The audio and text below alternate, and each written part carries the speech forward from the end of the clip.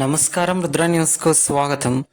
భూమి అనేది మనుషులందరికీ అమ్మ లాంటిదని, మన అమ్మను ఎంత ప్రేమగా చూసుకుంటామో భూమిని కూడా అలాగే చూసుకోవాలని, వర్మీ కంపోస్ట్ ద్వారా భూమి పునర్జీవనం పొంది మళ్ళీ మంచి సారవంతమైన భూమిగా మారుతుందని పిలుపునిస్తూ అక్కన్నపేట మండలం గొల్లకుంట గ్రామంలో దేశ్ పాండే ఫౌండేషన్ వారి ఆధ్వర్యంలో రైతులందరితో కలిసి వర్మీ కంపోస్ట్ తయారు చేయించే విధానాన్ని నిర్వహించారు.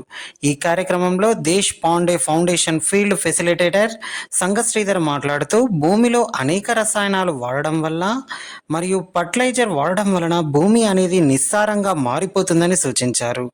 భూమిలో కార్బన్ శాతం గణనీయంగా తగ్గిపోవడం వలన భూమిలో పంటలు పండక రైతులు అధిక పెట్టుబడులు పెట్టవలసి వస్తుందని అన్నారు. రైతులకు పెట్టుబడులు ఎక్కువ కాకుండా వర్మీ కంపోస్ట్ విధానం ఉంటుందని దేశ్ పాండే ఫౌండేషన్ గ్రామంలో వర్మీ కంపోస్ట్ తయారు విధానాన్ని రైతులందరికీ వివరించి చూపించారు. దీనివల్ల మనుషులకు కానీ భూమికి కానీ ఎలాంటి నష్టం ఉండకుండా భూమికి ఎంతో మేలు చేస్తుందని తెలిపారు.